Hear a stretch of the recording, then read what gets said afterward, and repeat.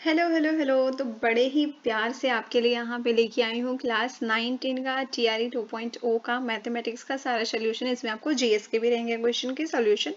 तो चलिए अपने पन के साथ शुरू करते हैं ये वाला सोल्यूशन, क्योंकि इसको हमने लिखा है पेपर पेन पे। पेपर पेन पे जब पढ़ते हो, क्योंकि हम भी लिखते हैं पेपर पे, आप भी लिखते हो पेपर पे, तो इससे ही तो अपनापन झलकता है। तो चलिए हम लोग शुरू करते हैं सबसे पहले क्वेश्चन से। जीएस का हमारा जो क्वेश्चन है, आपका क्वेश्चन क्या था कि 5 बल्ले और 18 गेंदों की कीमत दे रखी थी, कितनी? 6,500 रुपए उसने बता रखी है। ठीक है, 5 बल्ले और 18 गेंदों की कीमत।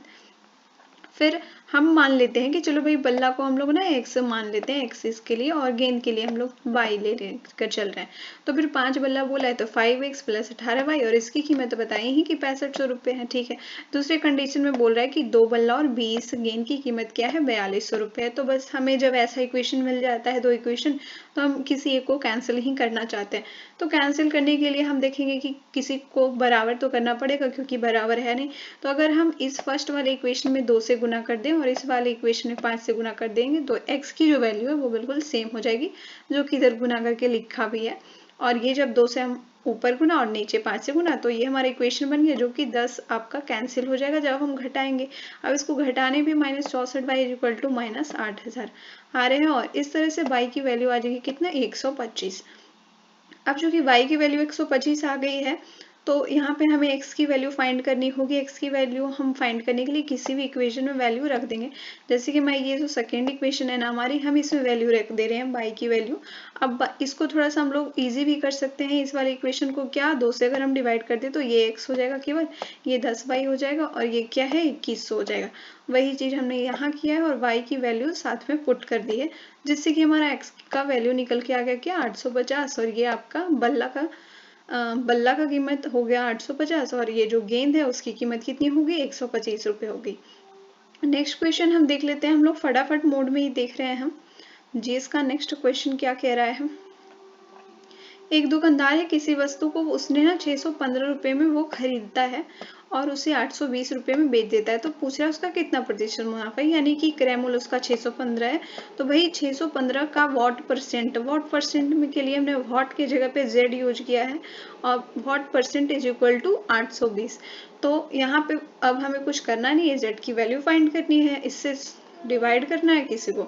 और यहाँ पे आप जब कर लोगे तो ये जो z है ना, वही तो आपका लाभ का प्रतिशत हो जाएगा कि कितने प्रतिशत लाभ आ रहे हैं। तो ये जब हम इसको सॉल्व करेंगे तो 100/3 आता है, जो कि आपका बराबर है कितना? 33.33% के बराबर। चलिए नेक्स्ट क्वेश्चन देखते हैं 33।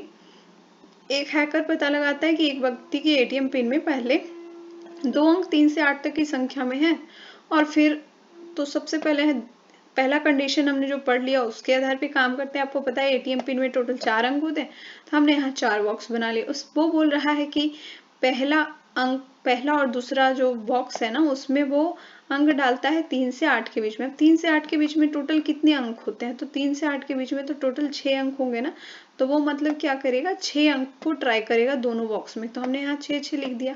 फिर कह रहा है कि चौथा अंक जो है वो 0 या 9 रखेगा। तो चौथा अंक अगर हम लोग यहाँ पे 0 या 9 रख सकते हैं, यानी चौथा अंक हमारा क्या है? 2 ही अंक हो सकते हैं ना, 0 या 9। 0 या 9 में से कोई तो 2 अंक को वो ट्राई करेगा, 0 या 9।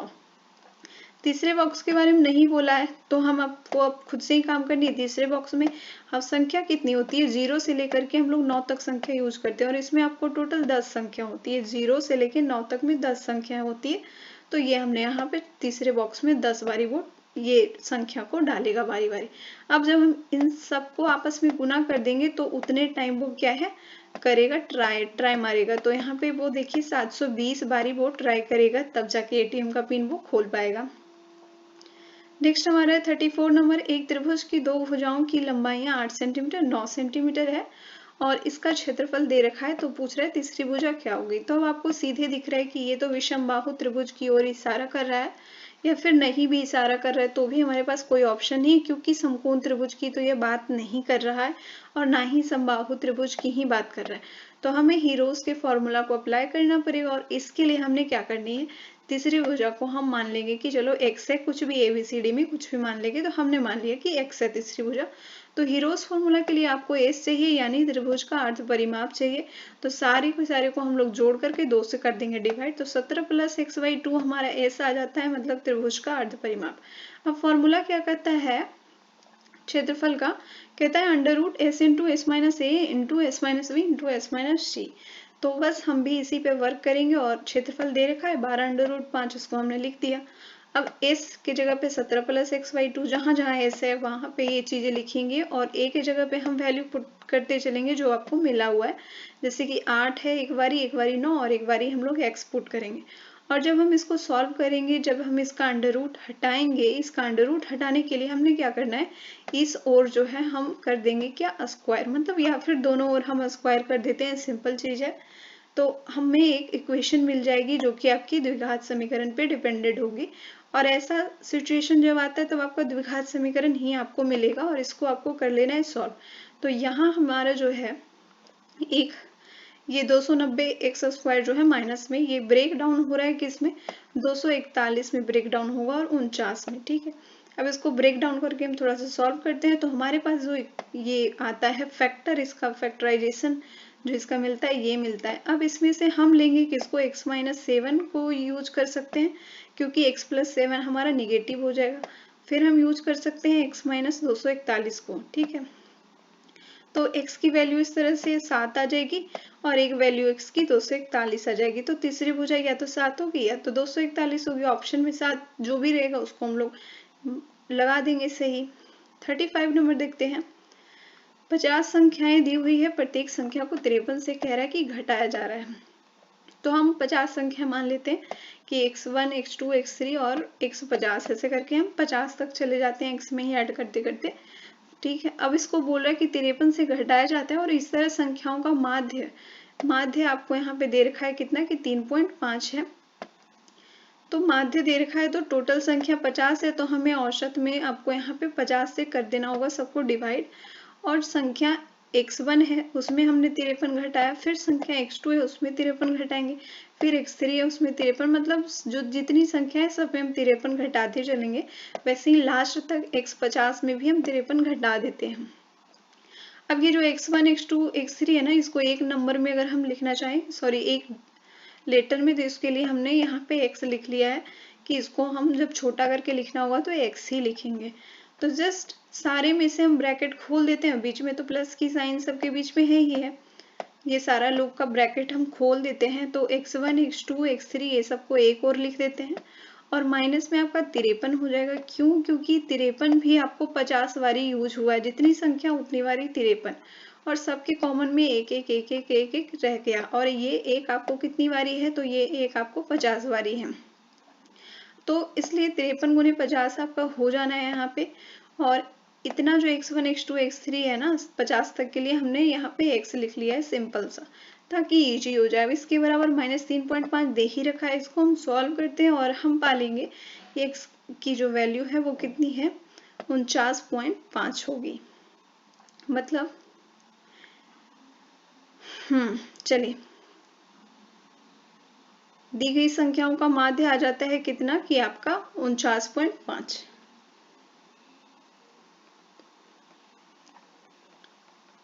नेक्स्ट हम देखते हैं दो भाइयों की उम्रों का अनुपात क्या है, 4:3 है। यदि बड़ा भाई छोटे भाई से, मतलब सबसे पहले बड़ा भाई या फिर छोटा भाई जो भी है, तो बड़ा भाई 4x वाला हो जाएगा, क्योंकि हमने अनुपात बोला है तो x से हम लोग गुना करके चलते हैं, छोटा भाई को हम लोग 3x लेते हैं। तो बोल रहा है कि बड़ा भाई जो है वो क्या है, छोटे भाई से 6 वर्ष बड़ा है। तो छोटे भाई में अगर 6 जोड़ देते हैं तो दोनों बराबर हो जाएंगे, इस तरह x की वैल्यू 6 आ जाएगी। तो दोनों भाइयों की उम्र हमें पता चल जाएगी, x की वैल्यू हम दोनों में पुट डाउन कर देंगे, 6 चौक 24 और 6 तिया 18 हो जाएगा आपका। क्वेश्चन नेक्स्ट है हमारा, ये आपका इक्वेशन, इसको सॉल्व करना है। इक्वेशन बहुत सिंपल सा है ये एक, तो यहाँ पे आपको बस घटा देना है देखते के साथ। तो 1 - 1/2 घटाएंगे तो 1/2 आ जाना है, 1 - 1/3 करेंगे तो 2/3, 1 - 1/4 करेंगे तो 3/4, और फिर से 1 - 1/n करेंगे तो आपका n - 1 × n।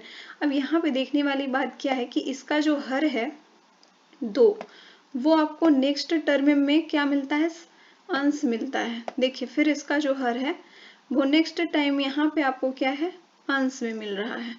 वैसे ये जो 4 है ना, 4, इसका यहाँ पे आपको नेक्स्ट टाइम में क्या है, अंश में मिल जाएगा। तो ठीक वैसे ही इसका जो हर है n-1, ये आपको नेक्स्ट टाइम में यहाँ पे क्या मिल रहा है, अंश मिल रहा है। अब इसके आगे तो हो नहीं रहा है तो हम जाएंगे कहाँ। अब ये जो n-2 अंश में है, इसका यहाँ पे जरूर n-2 रहेगा। तो इससे आपको समझ में आएगा कि ये जो अंश और हर है सेम चीजें हैं, तो सारी जगह पे ये कैंसिल हो जाएगा सारे लोग, और ये भी इससे कैंसिल हो जाएगा। तो केवल आपका क्या बच जा रहा है, 1/n बच जा रहा है, और यही है आपका आंसर 1/n। चलिए नेक्स्ट देखें, कह रहा है मूलों -1 और 4 वाला द्विघात समीकरण कौन सा होगा। तो सिंपली 1 - 1 है तो इसका मतलब है कि x + 1 है, और आपका एक ये कोष्ठ बंद, और इस बार 4 आपका पॉजिटिव है, यानी कि x - 4 जब आप करोगे और इन सब के बराबर में 0 है, यही है आपका द्विघात समीकरण। अब इसको जब आप सॉल्व कर दोगे तो इतना ही आएगा। अब इसको आप ऐसे नहीं करना चाहते तो इजी मेथड क्या है, इजी मेथड ये भी है कि आप थोड़ा सा इसको देखना, रट के रखना पड़ेगा, मतलब माइंड में रखना पड़ेगा कि x² - मूलों का गुणनफल इंटू x प्लस मूलों का गुणनफल इज इक्वल टू 0 होता है। तो मूलों का योगफल हमारा कितना आ रहा है, -1 + 4 करेंगे तो आ जाएगा हमारा 3, फिर मूलों का गुणनफल -1 और गुणे 4 कर देंगे तो आपका ये इक्वेशन बन जाएगा। नेक्स्ट देखते हैं, अब हमारा पार्ट 3 शुरू हो जाता है। 9-10 का जो भी क्वेश्चन है उसको हम लोग देखते चलते हैं। तो सिंपल सा क्वेश्चन यहाँ पे है, मैथ का सिंपल सा क्वेश्चन है, a/b और b/a बराबर x के पावर x-3। अब हमें किसी को भी इसके एक जैसा करना होगा, क्योंकि आप देख रहे हैं कि यहाँ a/b है और सेम चीजें यहाँ भी है, लेकिन थोड़ा सा उल्टा है, आगे पीछे है। तो इसको हम सेम करने के लिए क्या करेंगे, इनवर्स में लेके आएंगे, और यहाँ पे हम माइनस लगा देंगे, तो ये जो नीचे था ना ये चला जाएगा ऊपर, और जो ऊपर था वो आ गया नीचे। तो ये दोनों का चेहरा अब सेम हो गया है। तो जब चेहरा सेम हो गया तो इनका पावर भी क्या है, बराबर होंगे आपस में, पावर भी। तो वही चीजें यहाँ पे लिख दी है, दोनों के पावर को बराबर कर दिया है और ब्रैकेट को खोल दी, तो माइनस में इनका डिस्ट्रीब्यूट हो गया और इस तरह x की वैल्यू 2 आ जाएगी। नेक्स्ट है, यदि x - 1/x is equal to 2 है तो x के पावर 4 + 1/x के पावर 4 का वैल्यू क्या होगा। जब आपको ऐसा इक्वेशन दिख जाता है तो बस आपको जो भी इक्वेशन दी हुई है ना उसको आपको बेधड़क स्क्वायर कर देना है। हम जब इसको स्क्वायर कर देंगे दोनों ओर तो हमें मिल जाएगा क्या, x² + 1/x² is equal to 6 मिल जाएगी। फिर हमने क्या करना है, एक बार और स्क्वायर करेंगे तब हमारा x के पावर 4 आ जाएगा। जहां तक आपको ले जाना है वहां तक आप स्क्वायर करते चलेंगे। तो एक बारी और हम स्क्वायर कर देते हैं दोनों तरफ, तो इस बारी हमारा क्या आ जाएगा, ये इक्वेशन प्राप्त हो जाएगा कि x की पावर 4 + 1/x की पावर 4 इज इक्वल टू 34, और यही आपका आंसर, यही हमसे पूछ भी रहा था। तीसरा देखते हैं हम, जहाँ 27 पे पावर 1/3 और 243 पे पावर 1/5 है। तो देखिए 27 को हम ब्रेक डाउन कर सकते हैं, मतलब सबसे छोटे फैक्टराइजेशन में आपको कर देना है। तो सबसे छोटा इसका 3 × 3 × 3 करेंगे, यानी कि 3 के क्यू है ये 27, ये तो हमें मालूम है। 243 के लिए भी हम कर लेंगे, अगर आपको मालूम नहीं है तो आप इसको तोड़ करके देख सकते हैं। 243 को ऐसे इधर लिख देना है आपको 243, और जितने भी बार में ये लगेगा उसको आपको लगाते चलना है, ठीक है। ये 8 तियाई कितना होता है, 24 होता है, और फिर यहाँ पे 1 लिख देना है, 1 तिहाई। फिर आपको ये लंबा थोड़ा सा लाइन खींचना है और फिर आपको 81 को तोड़ना है। तो इस तरह से तोड़ेंगे तो 3 के पावर 5 में हमारा 243 टूटेगा, और सब के पावर में 1 बट्टे करके लटका हुआ है। तो चलो 3 से तो 3 कैंसिल हो जाएगा। अब 3 के पावर 5 जो है इस वाले 5 से कैंसिल हो जाएगा और हमारा आंसर आ जाएगा 6। नेक्स्ट है हमारा, ये लघुत्तम समावर्त निकालने के लिए बोल रहा है, दो इक्वेशन है। तो x² + 5x + 6 को तोड़ते हैं तो 5x हमारा टूट जाएगा 3x और 2x में, वही काम कर लिया। 4x हमारा टूट जाएगा 2x + 2x में, ताकि हमारा गुना करके भी 4 आ जाए। तो इसको तोड़ने पे हमारा जो फैक्टर आता है x + 2 और x + 3 और x + 2 × x + 2। तो लघुत्तम समावर्त क्या कहता है, सबसे ये बोलता है कि इसका एक क्या होता है, एलसीएम होता है, ठीक है। तो एलसीएम का तो आपको पता ही है क्या ये बोलता है, लोएस्ट कॉमन फैक्टर। तो यहाँ पे लोएस्ट कॉमन फैक्टर में x+2 दोनों लोग जाएंगे और ये x+3 एक आ जाएगा, क्योंकि x+2 तो इधर ऑलरेडी है, तो जो नहीं है वो लोग शामिल होंगे, तो ये हमारा एलसीएम आ गया। नेक्स्ट हम देखते हैं क्वेश्चन नंबर 5। बोला प्रथम इन प्राकृतिक संख्याओं के घनों का योग क्या होगा। तो ये आपको रट लेना है, ये फॉर्मूला है। अगर आप डराइव करने लगोगे इसे तो बहुत लॉन्ग टाइम लगेगा, इससे आपका सब कुछ शॉर्टकट में निकल जाएगा। तो घनों का योग का ये फॉर्मूला होता है, इसे याद होना चाहिए। n×n+1/2 का होल स्क्वायर होता है। 6 नंबर देखिए, यदि समतल भूमि पर किसी खंबे की छाया लंबाई की दोगुनी है तो सूर्य का उन्नयन कोण क्या है। अब देखिए यहाँ पे ये है हमारा खंबा, ये वाला लाइन, और ये है इसकी छाया। तो बोल रहा है खंभा अगर x है तो उसकी छाया क्या है, दोगुनी है, तो 2x हो गया। ये बोल रहा है कि उन्नयन कोण क्या होगा सूर्य का, मतलब ये वाली कोण ये पूछ रहा है। तो हमने क्या करना है, यहाँ पे हम देख रहे हैं कि ये लंब है और ये हमारा क्या है, आधार है। तो अब अप्लाई करेंगे कौन सा फॉर्मूला, लंब आधार के लिए होता है tan थीटा, तो tan थीटा वाला फॉर्मूला। तो लंब की जगह पे x, आधार की जगह पे 2x रख दिया और हमारा थीटा की वैल्यू आ रही है tan इनवर्स 1/2, जो कि ऑप्शन में नहीं है। तो आंसर आपका क्या हो जाएगा, इनमें से कोई नहीं। नेक्स्ट हमारा साइन 3000 डिग्री का वैल्यू पूछ रहा है। देखो साइन का वैल्यू ये होता है, मतलब ये जो फॉर्मूला है ना, sin 2n pi plus x होता है। ये आपने कॉस वाला देखा होगा कल, अगर 6 to 8 में कॉस वाला आपने देखा होगा, और ये साइन का फॉर्मूला है। तो हमने क्या करना है, 3000 को 360 से कट करके देखना है कि उसके आसपास में कितनी बारी में कटेगा। तो 8 बारी में कटता है और 120 हमारा रिमेन बचता है। जो भी रिमेन बचता है हम उसको x की जगह पे लिख देते हैं, तो और n की जगह पे हमारा 8 रहता है। नहीं भी लिखे इस पार्ट को तो चलेगा। तो फिर ये x आप देख रहे हो कि साइन x में बदल जा रहा है, तो हमारा भी साइन 120 हो जाएगा। अब देखो साइन 120 को हम ब्रेक डाउन कर सकते हैं, साइन 90 + 30। अब साइन 90 प्लस थीटा का वैल्यू क्या हो जाता है, कॉस थीटा हो जाता है, जो कि हमारा हो जाएगा कॉस 30 डिग्री। कॉस 30 डिग्री की वैल्यू होती है √3/2, और यही हमारा आंसर हो जाएगा। 8 नंबर है माध्यम माध्यिका और बहुलक के बीच आनुभाविक संबंध को परिभाषित करने का सूत्र। तो यही है कि बहुलक बराबर 3 माध्यिका - 2 माध्य होता है। नेक्स्ट देखते हैं 9 नंबर, यदि ए 2 निष्पक्ष 6 मुखी पासों को फेंकने पर 13 प्राप्त होने की घटना, तो ए को कहा जाता है क्या। देखिए पासे पे मैक्सिमम आपको 6 प्राप्त होगा और उससे ज्यादा नहीं।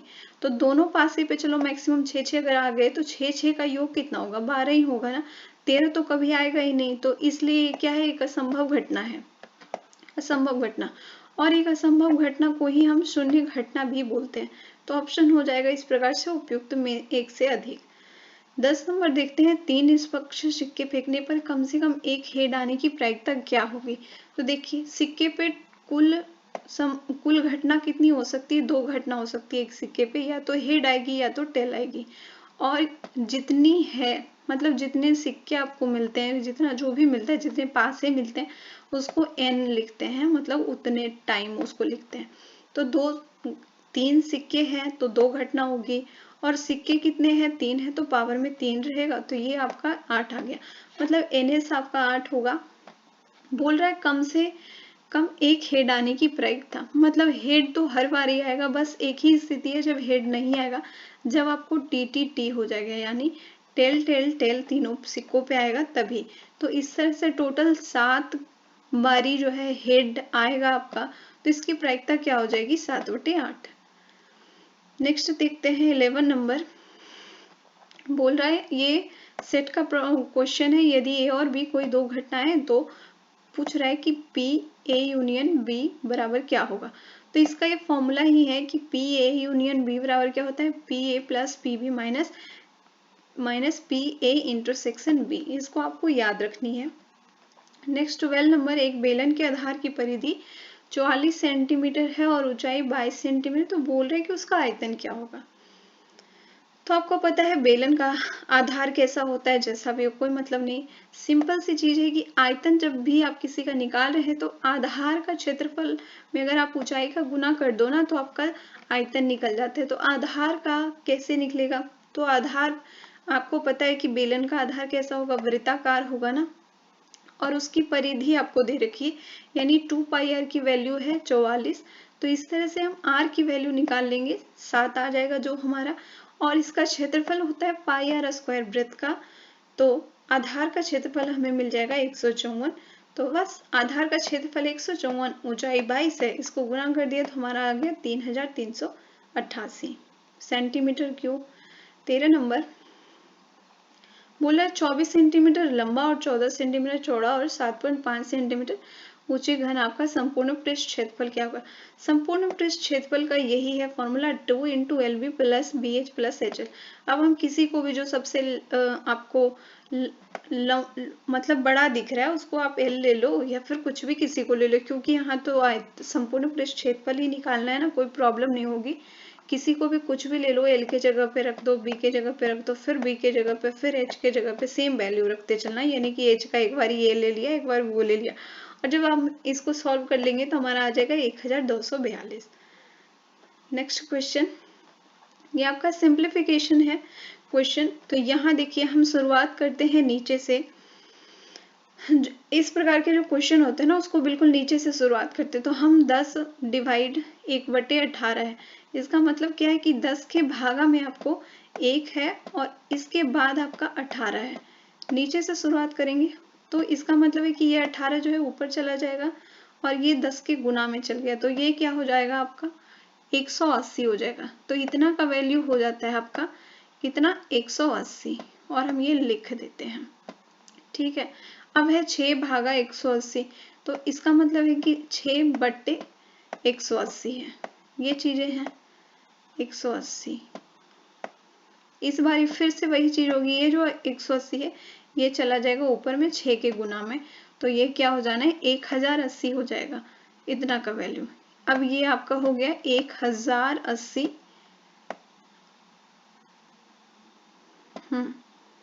ये अब ये इन सब से कोई मतलब नहीं है, इन सब से हमारा कोई नाता नहीं है, कोई रिश्ता नाता नहीं है। ठीक है, अब तो ये इसका मतलब है कि 5 बट्टे आपका 1180 हो जाएगा।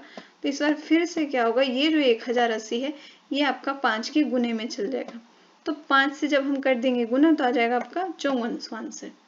चलिए 15 नंबर, एक वृत्ताकार पार्क है, उसकी आंतरिक परिधि बता रखा है, उसके चारों ओर बने ट्रैक की चौड़ाई 14 मीटर है, वहां वृत्त का व्यास पूछ रहा है कि क्या होगा बाहरी वाले वृत्त का व्यास। मतलब ये जो बड़ा वाला वृत्त है ना, ये जो लंबी वाली लाइन बना रखी है, इसका माप पूछ रहा है, तो इसका व्यास कैसे निकाल पाएंगे।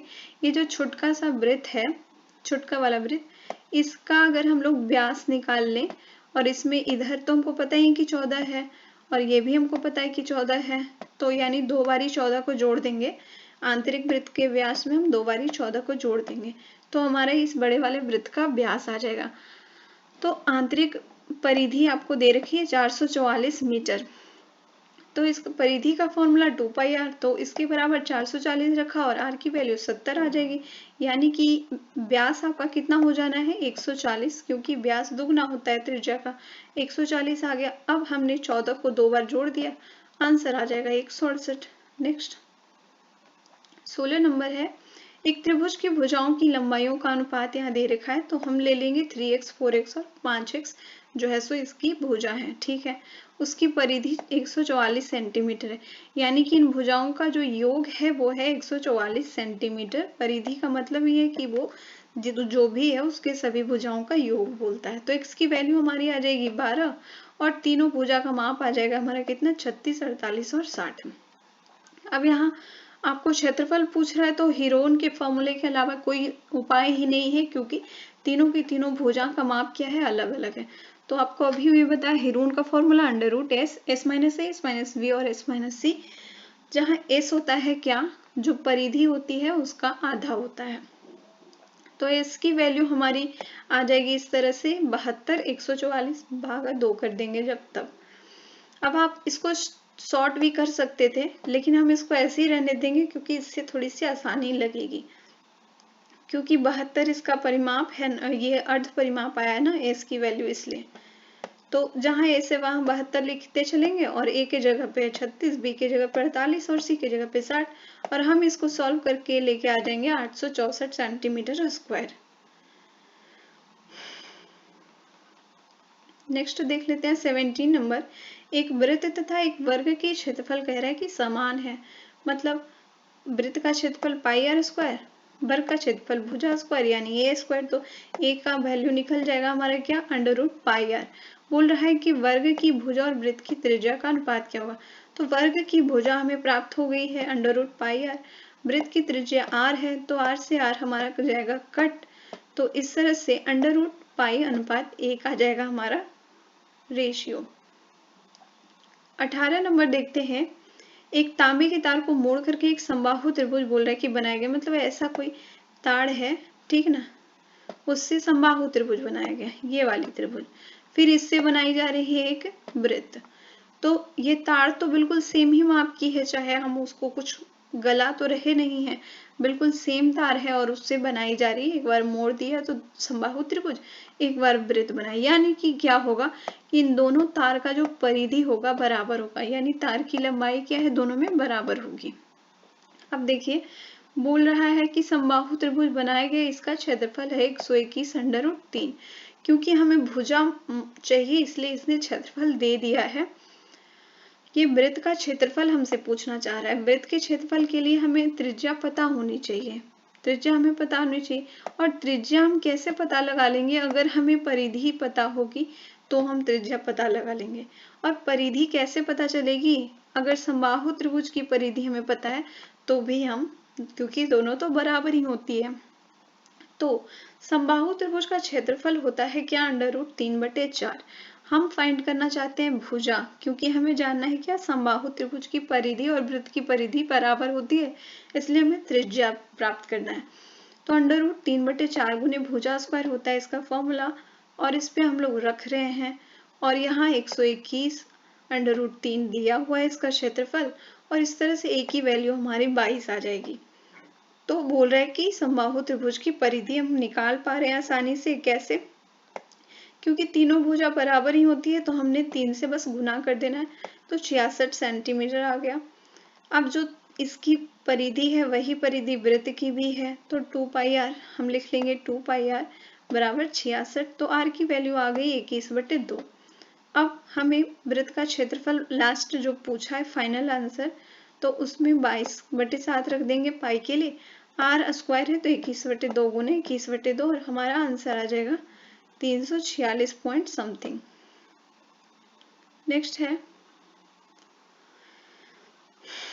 यदि एक समचतुर्भुज के एक विकर्ण की लंबाई दूसरे विकर्ण की लंबाई का 80% है, तो बोल रहा है कि समचतुर्भुज जो है ना, बड़े विकर्ण के वर्ग का x गुना है। तो बोल रहा है कि x की वैल्यू क्या होगी।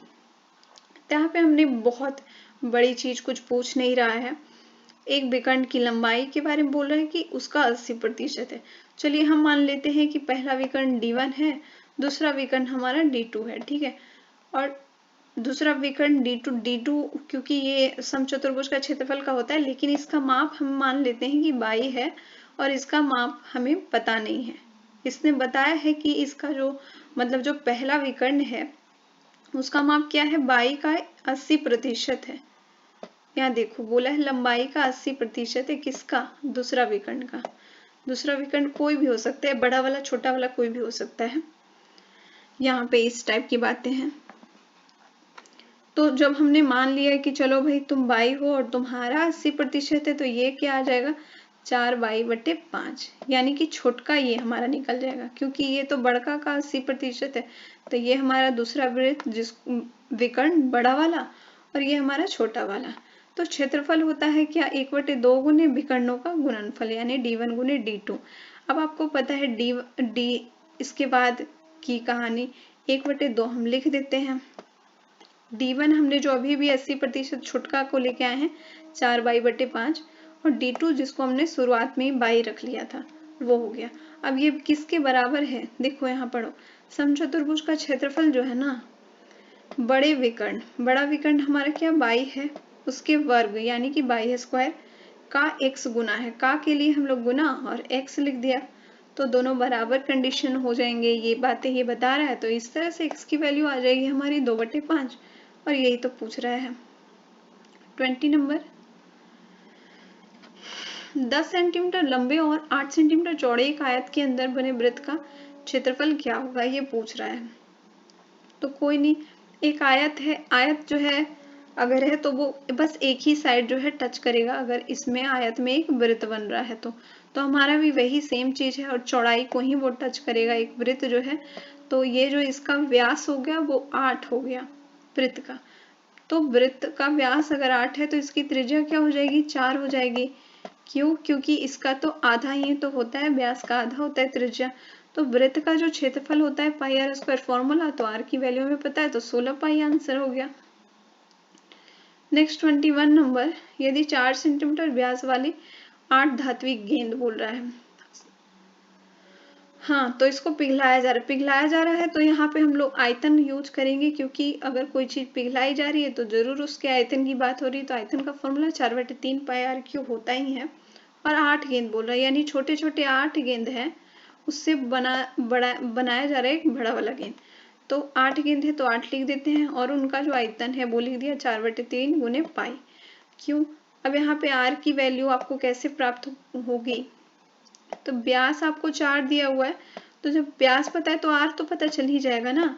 मतलब ये आधा होता है तो 4 का आधा 2 हो गया, और चूंकि फॉर्मूले में ही क्यू है, आर का क्यू करना है, तो 2 को हम 3 बारी लिखेंगे, वही चीज की है। और बड़े वाले का त्रिज्या हमें ज्ञात ही करना है, तो बस 4/3 तो कांस्टेंट है, पाई भी कांस्टेंट है, और आर हमें ज्ञात करना है, तो आर क्यू लिख दिया यहाँ पे। अब इसको हम जब सॉल्व करेंगे तो आर क्यू पे क्यू बराबर क्या आ जाएगा, 2 पे पावर 6। अब इसके आगे 2 पे पावर स्क्वायर हमारा इसको सॉल्व करने पे बचेगा, जो कि हमारा आर का वैल्यू 4 सेंटीमीटर आ जाता है। नेक्स्ट क्वेश्चन है, यदि 9 संतरों का क्रयमूल्य 12 संतरों के क्रयमूल्य के बराबर है तो कितने प्रतिशत लाभ होता है। देखो उसको लाभ हो रहा है कितने, 3 संतरों का उसको लाभ हो रहा है, तो जो लाभ हो रहा है उसको 100 से हम लोग बस डिवाइड कर देंगे, और यही उसका लाभ प्रतिशत आ गया। नेक्स्ट हमारा 23 नंबर है।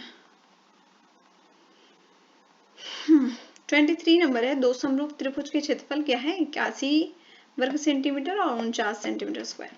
तो उनकी संगत ऊंचाई क्या होगी, तो आप जानते ही हैं, हम जानते हैं कि आखिर दो समरूप त्रिभुज होते हैं तो उनके क्षेत्रफल का अनुपात उनकी संगत भुजाओं के वर्ग के अनुपात के बराबर होता है। तो बस हमने भी वही चीज करी है। यहाँ पे जो इसने दे रखा है क्या, क्षेत्रफल दे रखा है ना, तो 81/49 कर देंगे, और इनके वर्ग के बराबर होता है, भुजा का वर्ग के बराबर होता है, तो वही चीज हमने भी लिख दी।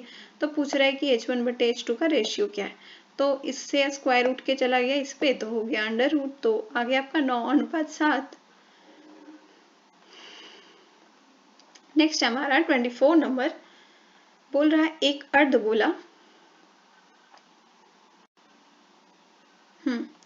एक अर्धगोला और एक शंकु के आधार क्या है, बराबर है, ठीक है। उनकी ऊंचाइयां भी बोल रहे कि बराबर है, तो उनके पृष्ठों का अनुपात क्या होगा, ऊंचाइयां बराबर। देखो एक गोले में क्या होता है, जो त्रिज्या होती है ना गोले की, वही उसकी ऊंचाई होती है, मतलब r बराबर h होता है, यहाँ पे लिख भी रखा है। अब देखो शंकु की ऊंचाई भी बोल रहा है कि h ही है, तो हमें वक्र पृष्ठ बोला है तो हमें l की जरूरत पड़ेगी शंकु के लिए, तो h² + r² कर देते हैं। और बोला कि h और r बराबर ही है, तो बस r² लिख देंगे, h के जगह पे भी हम r ही लिख देंगे, तो हमारा l का वैल्यू आ जाएगा √2r। अब अर्धगोले का वक्र पृष्ठ क्षेत्रफल बोल रहा है, तो 2 पाई r² फॉर्मूला होता है अर्धगोले का वक्र पृष्ठ का, और शंकु का पाई r फॉर्मूला होता है। हम इस पे रख देंगे 2r, और इस l के जगह पे हम लोग √2r, और ये तो हमारा पाई से पाई कट ही गया था, और एक r से एक r कट गया, तो हमारा √2:1 आ जाता है आंसर। 25 नंबर, एक साइकिल है, उसके पहियों के व्यास कह रहा है कि एक का व्यास 66 सेंटीमीटर, दूसरा का 72 सेंटीमीटर। कह रहा है यदि बड़ा पहिया यानी 72 सेंटीमीटर वाला जो पहिया है निश्चित दूरी तय करने में 118 बारी वो घूमता है, तो बोल रहा है कि उसी दूरी को तय करने में छोटका वाला कितनी बारी घूमेगा। तो देखो बड़ा पहिया जो होगा, बड़ा पहिया जो है वो 1188 बारी घूम रहा है, और मतलब कि वो हमने ये प्राप्त कर लेना है कि वो उसकी परिधि क्या है। ठीक है, अगर हम परिधि से उसको अगर गुना कर दें, पहिया जितनी बार घूम रहा है, तो हमें दूरी का पता चल जाएगा। तो परिधि का फॉर्मूला 2πr होता है, और यहाँ पे व्यास आपको बता ही रखा है कि 72 सेंटीमीटर है, तो त्रिज्या हो जाएगी 36 सेंटीमीटर। तो हमने वही चीज की है, और इसको सॉल्व करने पे आप जो प्राप्त करोगे, क्योंकि दोनों की दूरी तो बराबर ही होगी, जितना वो साइकिल का एक पहिया चलेगा उतना ही दूसरा भी तो चलेगा ना, तो बराबर में हमारा 2π तो रहेगा। इस बारी आर तो हमारा पता ही है, दूसरा हमारा जब जैसे ही 66 दिया हुआ है, इसका मतलब आर हमारा 33 हो गया। और यहाँ एन हम कह रहे हैं कि वो एन बारी घूमता है, और इसी एन की वैल्यू फाइंड करनी है। तो दोनों को बराबर में लिखने के बाद बहुत सारी चीजें कट जाएगी, और कट के हमारा 1296 आ जाएगा आंसर, यानी छोटा पहिया 1296 टाइम ये घूमता है। 26 नंबर है, किसी वस्तु को 6% और 4% लाभ से बेचने पर विक्रय मूल्य का अंतर 3 रुपया है। उस वस्तु का पूछ रहा है कि क्रय मूल्य क्या है। तो हमें क्या करना है इसमें, हम मान लेते हैं कि चलो भैया तुम्हारा क्रय मूल्य x रुपये है, तो बोल रहा है कि लाभ उसको हुआ, दो चीजें बता दी, एक तो वो 6% पे बेचता है ये, और एक तो 4% पे, तब उसको ये लाभ होता है 3, मतलब उनके अंतर का। तो x का हम लोग लिख देंगे 106/100, क्योंकि 100 तो उसका मेन वैल्यू है और 6% लाभ पे वो बेच रहा है, तो 106 हो जाएगा, और इधर 104 हो गया, और इसकी वैल्यू 3 आ रही है घटाने पे, तो ये x की वैल्यू 150 आ जानी है। 27 नंबर, 200 मीटर का कह रहा है कि सॉरी मीटर नहीं लीटर है, 200 लीटर मिश्रण है, उसमें 15% पानी है और शेष दूध है। तो बोल रहा है कि कितना दूध और मिलाया जाए कि परिणामी 87.5% हो जाए। तो हमने कुछ नहीं करनी, पानी की मात्रा हम निकाल लेते हैं कि कितनी है, 200 का 15% बोला है, यानी 30 लीटर पानी है। तो दूध कितने लीटर है, दूध आपको घटा देंगे तो 170 लीटर दूध है। अब कह रहे इसमें कितनी दूध और मिलाई जाए, तो हम कहते हैं कि तुम इसमें x लीटर और दूध मिला दो। तो ये पहले ये सारी चीजें बता भी रहा है, ये बता रहा है कि अब जो दूध आया ना, नया वाला दूध 170 प्लस x जो उस मिश्रण में है, वो टोटल दूध का, यानी टोटल दूध कितना हो जाएगा, 200 प्लस x का 87.5% है। हम 87.5 को इजी कर लेते हैं, तो हमारा 7/8 आ जाएगा। ठीक है, तो x तो हमने सब चीज कर ली, अब थोड़ा सा इसको सॉल्व करना है, और सॉल्व करने का काम तो खुद ही करना चाहिए। और जब सॉल्व कर लेंगे हम, तो हमें x की वैल्यू 40 आ जाएगी, यानी कि 40 लीटर दूध उसमें ऐड कर दो भाई। 28 नंबर है हमारा, किसी संख्या को ना 0.72 से गुना करना था, करने के बजाय वो विद्यार्थी 7.2 से गुना कर देता है, तो उसका क्या, वो सही उत्तर से 2592 अधिक आ गया, मतलब 2592 अधिक। तो हम मान लेते हैं कि वो जो संख्या से गुना करना था वो संख्या x था, तो x से उसको x गुने 0.72 जब वो करता, तो उसको 2592 जो है नहीं आता। ठीक है ना, लेकिन अब ये आ रहा है अधिक, तो इसलिए हमने 2592 को इधर लिखना पड़ेगा, और x गुने 72 को इधर, ताकि दोनों की वैल्यू क्या है, बराबर हो जाए। दोनों की वैल्यू बराबर होगी तो हमें कुछ नहीं करना, और हमारा संख्या आ जाएगा कि 400 है वो संख्या जिसमें हमने करनी थी गुना। नेक्स्ट हमारा 29 नंबर में शॉर्ट एक्सप्लेनेशन दे रही हूँ, क्योंकि क्वेश्चन बहुत ज़्यादा है, 80 क्वेश्चन तक जाने हैं। ए तथा वी की आय का अनुपात कह रहा है 2:3 है, और इनके व्यय का अनुपात 1:2 है। चलिए हम मान लेते हैं इनकी आय के अनुपात में है 2y और 3y। ठीक है, इनका व्यय का अनुपात x और 2x है, एक के लिए x और इसके लिए 2x। अब आपको पता है बचत कैसे होती है, आय में से जब हम व्यय को घटाते हैं तभी तो बचत होगी। तो आय एक का 2y है, एक का व्यय x है, तो 2y माइनस x, और बचाते हैं दोनों लोग 24,000। 24,000 हम भी लिख देंगे, फिर दूसरी इक्वेशन भी इसी तरह बन जाएगी, और हम इसको सॉल्व कर देंगे, दो इक्वेशन को बराबर कर देंगे। पहले इक्वेशन में अगर हम 2 से गुना कर देते हैं तो इस इक्वेशन को जब हम घटा देंगे तो हमारा कट जाएगा, और y की वैल्यू आ गई हमारी 24,000, यानी कि a की जो आय थी वो 2y है ना, तो यानी कि 48,000 हो गई a की आय। 30 नंबर, एक कक्षा में ये इंपॉर्टेंट क्वेश्चन है, लड़कों की जो संख्या है ना लड़कियों की संख्या कुल मिलाकर 12% है। हम मान लेते हैं लड़कों की कुल संख्या y, लड़कियों की कुल संख्या j है, और तो कुल जो स्टूडेंट हो गए b+j हो जाएंगे। कह रहा है कुल मिलाकर 12% अधिक है, तो लड़कियों की संख्या हम लोग लिख ले रहे हैं g है, और कुल मिला के कुल तो b+g है, b+g का 12% है ये लड़का, तो g + b+g गुने 12/100। मामला तो पता चल ही गया आपको।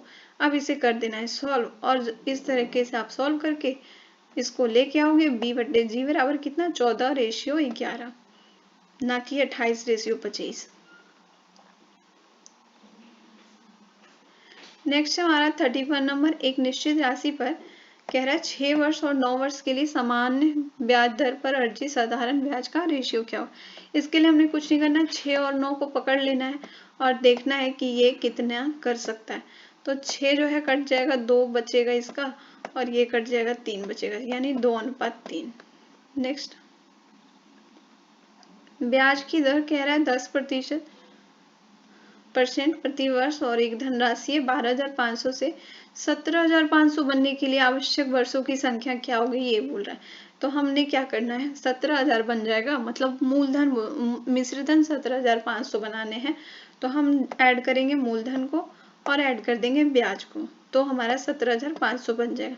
और इस प्रक्रिया को जब हम कर देंगे P × R × T, तो हमारा समय निकल के आ जाएगा कितना, 4 वर्ष। नेक्स्ट है हमारा 12% ब्याज दर से 3 साल बाद बोल रहा है कि 25,000 की राशि पर चक्रवृद्धि ब्याज क्या होगा। तो 3 वर्ष बाद बोल रहा है, तो वर्तमान मूल्य आपको बता रखा है, तो उसके लिए फॉर्मूला ये होता है मिश्रधन बटे 1 + R/100n, और वर्तमान मूल्य आपको 25,000 दे रखी है। बस इस फॉर्मूला पे हमें इसको सेट करना है, और इसके बाद काटने छाटने के बाद आपका जो आएगा मिश्रधन वो कितना आ जाना है, 35,123.2 समथिंग आपका मिश्रधन आ गया। मिश्रधन में से जब हम मूलधन घटा देंगे तब हमारा क्या है, ब्याज निकल के आ जाएगा कितना, आपका आ गया 10,123.2 रुपये। 34 नंबर है हमारा, पाइप ए टंकी को 36 मिनट में और पाइप बी 48, मतलब जो ए की कार्य क्षमता 1/36 है, बी की कार्य क्षमता 1/48 है। अब देखिए ए काम करती है पूरे 24 घंटे, ये बोल रहा है, क्योंकि यहाँ पे आगे पढ़िए, यदि दोनों पाइप को कह रहा है एक साथ खोला जाए तो टंकी 24 मिनट में भर जाती है, यानी कि दोनों पाइप 24 मिनट काम कर रहे हैं। लेकिन ये बोल क्या रहा है कि तो पाइप बी को कितने समय बाद बंद कर देना चाहिए, यानी कि पाइप जो है 24 मिनट तक कंप्लीट काम नहीं कर रहा है, वो 24 से कम मिनट काम कर रहा है। ए 24 मिनट काम कर रहा है, लेकिन बी क्या है, 24 - x काम कर रहा है, हमें नहीं पता कितने कम काम कर रहा है, और यही पूछ रहा है कि कितने समय बाद उसको बंद कर दिया गया या फिर करना चाहिए। तो आइए हम भी उसी अनुसार काम करेंगे। तो काम हमारा क्या है, एक तो काम हो ही गया है, डन काम हो गया, उसके लिए हम लोग 1 लिखते हैं, हमेशा 1 लिखते हैं, ठीक है। तो ए की कार्य क्षमता 1/36 है और ये काम किया 24 मिनट। बी की कार्य क्षमता 1/48, ये काम किया 24 - x मिनट। तो बस इसको हमने सॉल्व कर देना है, और इस तरह हमारा x का वैल्यू आ जाएगा 8, तो b काम तो किया है 24 - x मिनट ना, तो इसमें से 8 घटाएंगे और आ गया आपका आंसर 16। नेक्स्ट हमारा, जब एक प्लॉट है उसमें 18,700 रुपये में उसको बेचा जाता है, तो मालिक को 15% नुकसान हो जाता है। तो आइए आगे बढ़ते हैं हम लोग। मान लेते हैं कि क्रय मूल्य उसका 100 रुपये था, तो 15% नुकसान हो गया, यानी कि जो क्रय मूल्य था उसका 85% ही मिल पाया है ये जो मालिक था उसको, और वो 85% है 18,700 रुपये। अब हमने 85% को 85/100 लिख करके सॉल्व कर रहे हैं, तो यानी कि क्रय मूल्य 22,000 रुपये थे जिसको उसने 18,700 में बेच दिए। अब बोल रहा है कि 15% लाभ हासिल करने के लिए कितने में से बेचना चाहिए। हमें सीपी मालूम हो गया है, तो 15% लाभ यानी कि 115% निकालना होगा हमें, और हम निकालेंगे तो 25,300 रुपये आएंगे, यानी इतने में उसे बेचने चाहिए। 36 नंबर क्वेश्चन है, यदि एक कार्य को ए और बी क्या है 8 दिन में करते हैं मिल करके, तो हम एक इक्वेशन बना लेते हैं, a + b = 1/8, ये हमारा पहला इक्वेशन, ठीक है। अब बोल रहा है कि बी और सी 12 दिन में करते हैं, यानी कि बी प्लस सी बराबर क्या हो जाएगा 1/12। ये हमारा दूसरा इक्वेशन। और बोल रहा है कि ए प्लस सी जो है 1/24 दिन में करते हैं। ठीक है, हमने 3 इक्वेशन हमारे पास बन गए, यानी विलोपन विधि का यूज करेंगे हम और हमारा सॉल्व हो जाएगा। सबसे पहले ए प्लस बी और बी प्लस सी को हम ले लेते हैं, ये दोनों इक्वेशन को, और यहाँ पे हम इसको घटा देंगे तो हमारा एक इक्वेशन आ जाएगा, कौन सा, ए माइनस सी बराबर 1/34। इसको और हमारा जो थर्ड इक्वेशन है उसको हम साथ में ले आते हैं और यहाँ पे हम इसको हम जोड़ देते हैं। ठीक है, तो ए की वैल्यू हमें प्राप्त हो जाएगी कितनी, 1/34। बोल रहा है कि तीनों मिलके कितने दिन काम करेंगे, कितने दिन में। तो हमें यहाँ पे बी की भी वैल्यू फाइंड करनी होगी और सी की भी वैल्यू। तो किसी भी इक्वेशन में बी ए का वैल्यू रख देंगे तो बी का वैल्यू हमारा 1/12 आ जाएगा और सी का वैल्यू 0 आ जाएगा, यानी सी एक भी दिन काम नहीं कर रहा है। अब यहाँ पे देखिए, तो तीनों मिलके कितना काम करते, तो तीनों की कार्य क्षमता हमें मालूम हो गई, तो तीनों की कार्य क्षमता को आपस में ऐड कर देंगे तो हमारा आ जाएगा 1/8, यानी तीनों 8 दिनों में उस काम को कंप्लीट कर लेंगे। नेक्स्ट हमारा एक मात्रा है x जो 22 से 25% अधिक है, पूछ रहा है 22x से कितना कम होगा, कितना प्रतिशत। तो आपका ये फॉर्मूला है कि कम होगा के लिए ये वाला फॉर्मूला अप्लाई करते हैं, कम ही होगा पूछता है आपका। ठीक है, तो r आपका है अधिक के लिए, मतलब जो आपको रेट या फिर प्रतिशत जो भी दे रखा है वहाँ r की वैल्यू हम पुट करते हैं और इससे हमारा 20% आंसर आ जाएगा। ये वाला हम आपको याद रखना है क्योंकि प्रतिशत में ये वाली फॉर्मूला आपको हमेशा काम करेगी। अगर आपको यहाँ अधिक की जगह पे कम होता तो बस इस फॉर्मूले में प्लस नहीं होता बल्कि यहाँ पे माइनस होता, बस इतनी सी चीज चेंज हो जाती। नेक्स्ट हमारा 38 नंबर है, 3 पाइप ए बी और सी एक टंकी को 6 घंटे में भरते हैं, यानी कि ए प्लस बी प्लस सी की कार्य क्षमता 1/6। कह रहा है कि ये 2 घंटे एक साथ काम करते हैं, यानी कि 2 गुने कर देंगे हम तो हमारा आ जाएगा 1/3, यानी कि 1/3 काम कंप्लीट हुआ है। तो शेष कितना काम बचा हुआ है, तो एक में से 1/3 काम गया तो आपका 2/3 काम बचा हुआ है। बोल रहा है कि काम करने के बाद सी को बंद कर दिया गया तथा ए और बी ने बचे हुए भाग को 7 घंटे में भर दिए हैं। पूछ रहा है सी की काम करने की क्षमता, सी अकेले उस टंकी को कितने देर में भरता। अब देखिए शेष काम तो हमारा 2/3 ही बचा था ना, तो काम को ए प्लस बी जो है 7 घंटे में कंप्लीट कर देते हैं। तो ए प्लस बी इसको हम ऐसे ही लिख देते हैं तो हमारे पास एक इक्वेशन बन जाएगा, ए प्लस बी बराबर 2/21 और एक इक्वेशन पहले से ए प्लस बी प्लस सी बराबर 1/6। अब यहाँ पे हम घटाएंगे तो ये दोनों ही लोग कट जाएंगे आपस में, ए प्लस बी और सी का हमें वैल्यू मिल जाएगा क्या 1/14, यानी कि सी जो है 14 घंटे में अकेले काम कर लेगा, मतलब भर देगा। एक बल्लेबाज है, उसने 120 रन बनाया जिसमें 3 चौके और 8 छक्के। 3 चौके ही यानी कि 3 गुने 4 12 रन, 8 छक्के यानी 8 गुने 6 48 रन, यानी कि इसने इस तरह से 60 रन बनाए। तो बाकी जो रन है 120 माइनस 60 कर देंगे, यानी 60 रन इसने दौड़ दौड़ के बनाए, तो कितने प्रतिशत इसने कितना स्कोर किया। बोल रहा है दौड़कर कितना स्कोर किया, तो आधा रन तो इसने ऐसे बनाया, आधा रन दौड़ के बनाया, तो आधा ही तो इसने दौड़ के बनाया, यानी 100 का आधा होता है 50, यानी 50% इसने करा है दौड़ करके कंप्लीट। नेक्स्ट हमारा 40 नंबर, एक आयत का क्षेत्रफल कह रहा है 460 मीटर स्क्वायर है, यदि लंबाई चौड़ाई से 15% अधिक है तो बोल रहा है चौड़ाई क्या होगी। तो हम मान लेते हैं कि चौड़ाई हमारी 22 है, तो लंबाई बोल रहा है कि चौड़ाई से 15% अधिक है, यानी बी गुने 115/100। तो इस तरह से लंबाई आ जाएगी 23b/20। तो क्षेत्रफल दिया ही आपको 460 मीटर स्क्वायर, तो क्षेत्रफल के बराबर में हम 460 ऐड कर देंगे और एल गुने बी आपका फॉर्मूला ही होता है। एल की जगह पे 23b गुने बी और हम इसको सॉल्व करके बी की वैल्यू 20 मीटर आ जाएगी, यानी चौड़ाई 20 मीटर है। 41 नंबर है, कह रहा है एक परीक्षण में 1100 लड़के हैं 700 लड़कियां हैं, यानी टोटल 1100 और 700 1800 ये लोग टोटल लड़का लड़की है, जिनमें लड़कों का 42% पास करता है और लड़कियों का 30%, यानी कि फेल करने के बारे में पूछ रहा है कि कुल असफलता का प्रतिशत कितना है, यानी कि टोटल में कितने असफल हुए हैं ये। तो भाई 42% लड़के जो है सफल हुए हैं, इसका मतलब है जो शेष लड़के हैं वो असफल हुए हैं, तो 100 माइनस 42 कर देंगे हम, 100 में से 42 घटा देंगे तो हमारा निकल जाएगा जितने लोग असफल हुए। तो 58% असफल हुए हैं, तो इसका हमने कर दिया। तो 638 लोग असफल हुए लड़के। अब बोला लड़की 30% पास हुई है, यानी 70% असफल हुई है। तो 700 का 70% 490 आ गए, यानी टोटल 1128 लड़के लड़कियां असफल हुए हैं। तो टोटल का ये कितना प्रतिशत है? तो टोटल तो 1800 है, तो हम करते हैं 1800 का z प्रतिशत है 1128, और यहाँ हम सॉल्व करके z की वैल्यू आ जाएगी 22.2/3 प्रतिशत जो है असफलता रेट है। 42 से एक वृत्ताकार पथ की बाहरी और भीतरी परिधियों का अनुपात दिया हुआ है, मतलब इसका आपको 22 है, ठीक है, अंदर वाले का 22 है और इसका आपको 23 है।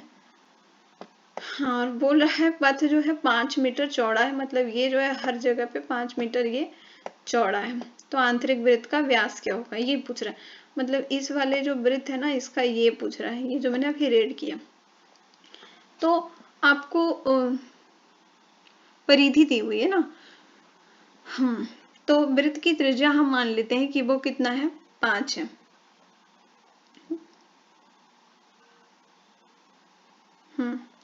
वृत्त की त्रिज्या हम इसको छोटे वाला जो वृत्त है उसका त्रिज्या हम x ले लेते हैं, तो जो बड़ा वाला वृत्त होगा वो कितना, उसका जो त्रिज्या होगा वो कुछ इस ढंग का होगा, यहाँ से लेकर के यहाँ तक। तो वो क्या है, x + 5 होगा, है ना, बड़े वाले वृत्त की त्रिज्या, क्योंकि छोटा हमारा तो x है तो बड़ा x + 5 हो जाएगा। तो वृत्त की परिधि आपको दे रखा है रेशियो में ही जो भी है, तो वृत्त की परिधि का फॉर्मूला 2πr होता है, तो r की जगह पे हम बस वैल्यू पुट कर देते हैं और इसके बराबर में 23/22 भी लिखते चलते हैं, क्योंकि बात चल रही है परिधि का, वही दिया हुआ है हमारा।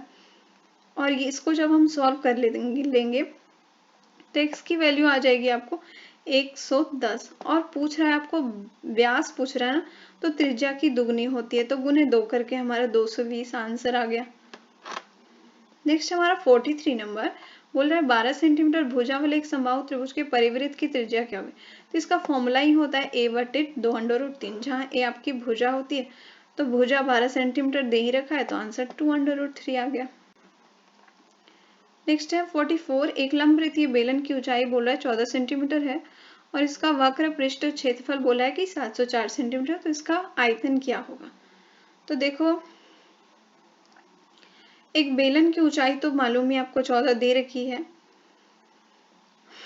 अब ये जो बेलन है ना, ये यहाँ जो मैंने चादर बना के रखी है, ये बेलन बिल्कुल इसी चादर से बनती है, और यही चादर जो है, ये जो चादर है ना ये वाली, ये चादर यही गोल राउंड जब घुमाते हैं तो गोल बन जाता है, यानी ये वृत्त के शेप का हो जाता है। यानी इस वृत्त की परिधि क्या है, 2πr है, आपको पता ही है कि वृत्त की परिधि 2πr होती है। तो ये जो चादर है, चादर जो है इसकी लंबाई कितनी हो जाएगी, 2πr हो जाएगी, वही चीज यहाँ पे हमने लिख रखा है। और आपको इसकी ऊंचाई बेलन की दे रखी कि 14 सेंटीमीटर, यानी कि इसकी चौड़ाई क्या है, 14 सेंटीमीटर। ये जो हमारा आयत है इसकी ऊंचाई है 14 सेंटीमीटर। तो किसका क्षेत्रफल दे रखा है, इसका वक्र पृष्ठ क्षेत्रफल दे रखा है, मतलब इसी वाले पार्ट का क्षेत्रफल दे रखा है, आयत का क्षेत्रफल दे रखा है। आयत का क्षेत्रफल होता है लंबाई गुनी चौड़ाई, 704 दी हुई है आपको। लंबाई की जगह पे, यहाँ पे आपको चौड़ाई की जगह पे 14 रख दो, भले मैंने यहाँ साइन में थोड़ा सा गड़बड़ यहाँ पे लिख रखा है, बट कोई नहीं, तो 14 लिख दो और गुने b कर दो, मतलब जो भी है, लंबाई को हम लोग 14 लिख रहे हैं, ठीक है। चौड़ाई के लिए 2πr लिखेंगे, ये वाला चौड़ाई हमारा है, ये वाला 2πr लिख दिया, क्योंकि अभी भी बताया ना कि वो दूसरा पार्ट है। और उसके बराबर 704 है, तो r की वैल्यू हमें 8 सेंटीमीटर यहाँ से फाइंड हो जाएगी। तो वॉल्यूम पूछ रहा है ना, यानी आयतन पूछ रहा है, तो πr² h होता है, πr² h होता है, तो यानी कि 22/7 गुने 8 गुने 8 गुने h कर देना, और आपको 2800 सेंटीमीटर क्यूब इसका आंसर आ जाना है। 45 में यदि दो गोले के पृष्ठ क्षेत्रफलों का अनुपात दे रखा है 4:25 है, तो उनके आयतन का अनुपात क्या होगा। तो एक का हम त्रिज्या r² लेते हैं बड़ा वाला, और एक का क्या स्मॉल वाला r² लेते हैं, और 4/25 दे रखा है, यानी इसको जब हम सॉल्व करेंगे तो 4y तो कट 4 पाई इकट्ठी जानी है, और चूंकि इन दोनों पे स्क्वायर था फिर हमने स्क्वायर हटाने के लिए इधर अंडर रूट लगा दिया इस पे, तो ये 2 का और ये 5 का, तो इस तरह से कट गया। तो आयतन का अनुपात पूछ रहा है, तो हमें त्रिज्या तो पता चल गई कि 2 और 5 है। तो आयतन का जो फॉर्मूला होता है 4/3 पाई आर क्यू, उसमें हमने रख दिया है और इस तरह से 2q/5q आ रहे हैं। और इसको हम लोग थोड़ा सा सिंपल करते हैं, तो 2 का q 8 होता है और 5 का q 125, और ये हमारा आंसर 8:25। नेक्स्ट है हमारा, निम्नलिखित में से किस संख्या में अशांत आवर्ती दशमलव प्रसार होगा। सिंपल सा क्वेश्चन है, तो इसमें आपका आंसर सी हो जाएगा, उसमें आपका ये होगा 47 है। देखिए कोई वास्तविक मूल नहीं है, तो a + b है, तो क्या मतलब अगर वास्तविक कोई भी वास्तविक मूल नहीं है, इसका मतलब है कि b² - 4ac जो होगा वो स्मॉलर देन 0 होगा। तो ऑप्शंस में आपको दे रखा है c स्मॉलर देन 0, तो यहाँ c जो है ना ये यूज किया गया है b² - 4ac के लिए। 48 है हमारा, अल्फा बीटा गामा बहुपद fx x³ - px के शून्यक है, तो पूछ रहा है इसका वैल्यू। तो सबसे पहले हम इसका थोड़ा सा सिंप्लीफिकेशन कर लेते हैं। ये जो हमारा दिया हुआ है इसको हम सिंपल करेंगे, तो यहाँ पे सबका एलसीएम लेने के बाद अल्फा बीटा गामा और ये आपका आ जाएगा ये वाला पार्ट। अब यहाँ पे हमें वैल्यू चाहिए अल्फा बीटा गामा की और अल्फा बीटा प्लस गामा की वैल्यू चाहिए। तो आपको पता ही है जब x³ वाला मामला चलता है तो alpha plus beta plus gamma क्या हो जाता है -b/a। तो यहाँ पे -b की वैल्यू क्या है -p है, -b की वैल्यू सॉरी केवल b की वैल्यू -p है। तो ये चेंज जब हो जाएगा, हमें अल्फा बीटा गामा निकालना है और ये जो b की वैल्यू है -p है, यहाँ मैं रास्ता बना रही हूँ। तो -p का गुना कर देंगे माइनस के साथ, तो क्या बच जाएगा कि बच जाएगा। और a हमारा 1 है, यहाँ पे कुछ नहीं है तो 1 है ये, ठीक है। तो ये केवल इसकी वैल्यू क्या आ जाएगी, अल्फा प्लस बीटा गामा की वैल्यू p आ गई। अब देख लो एक और चीज चाहिए हमें, अल्फा बीटा गामा की वैल्यू। तो अल्फा बीटा गामा होता है हमारा -d/a। अब देखो यहाँ d की वैल्यू क्या दे रखा है -r दे रखा है ना, -r है। तो अल्फा बीटा गामा की वैल्यू इस तरह से r हो जाएगी और इसका आपका हो जाएगा p/r आंसर। नेक्स्ट 49 है, द्विघात बहुपद है, बोल रहा है इसके शून्यक कैसे होंगे, ऋणात्मक धनात्मक। तो इसके लिए हमें देखना होगा b² - 4ac हमारा कैसा आ रहा है।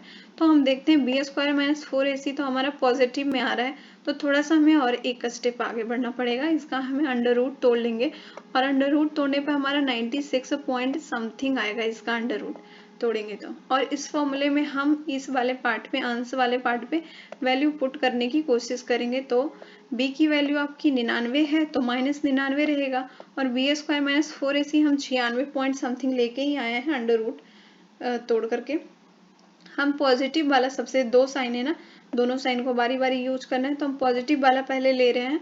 तो हम देखेंगे कि -99 प्लस 96 पॉइंट समथिंग करेंगे तो भी हमारा निगेटिव ही आएगा, और जब हम माइनस साइन लेते हैं तो हमारा ऑफकोर्स निगेटिव ही आएगा, यानी कि दोनों के दोनों जो मूल हैं वो ऋणात्मक आएंगे। 50 नंबर बोल रहा है ये इक्वेशन है, बोल रहा है किस जोड़ी में अनंत हल होंगे, तो k का वैल्यू क्या है। मतलब बोल रहा है अनंत हल कब होते हैं, जब तीनों के तीनों जोड़ी बराबर होते हैं, जब ये वाला कंडीशन होता है। तो a की जगह a का वैल्यू, a2 की जगह a2 का वैल्यू रख दिया और इस तरह से k की वैल्यू -1 आ जाएगी। देखो a की जगह 3k + 1 रखना है और a2 की जगह पे आपको -2 रखना, सॉरी +2 रखना है। फिर b1 की जगह पे 3 और b2 की जगह पे -3 रखना है, इसी तरह से। बाकी तो आपको आता ही होगा। 51 नंबर देख लेते हैं, यदि 2x + 3y = 13 और इतना इतना इतना है तो इसको सॉल्व कर लेना है। तो थोड़ा सा हमने क्या करना है, यहाँ पे इसको इजी कर लेना है। ये जो भिन्न के रूप में है ना, इसको हम लोग इजी करके ये इक्वेशन ले आएंगे 2y + 3x = 13xy। अब यहाँ पे हम क्या करेंगे, ऊपर 5 से गुना नीचे 2 से गुना, ताकि हमारा कोई कट जाए, हमारा कोई क्या यही कटने वाला है और यहाँ हम लिख भी चुके हैं इसको फिर से। और ऐसे करके हमारा y का वैल्यू 1/3 आ रहा है। x + y पूछ रहा है, यानी x की भी वैल्यू हमें फाइंड करनी है।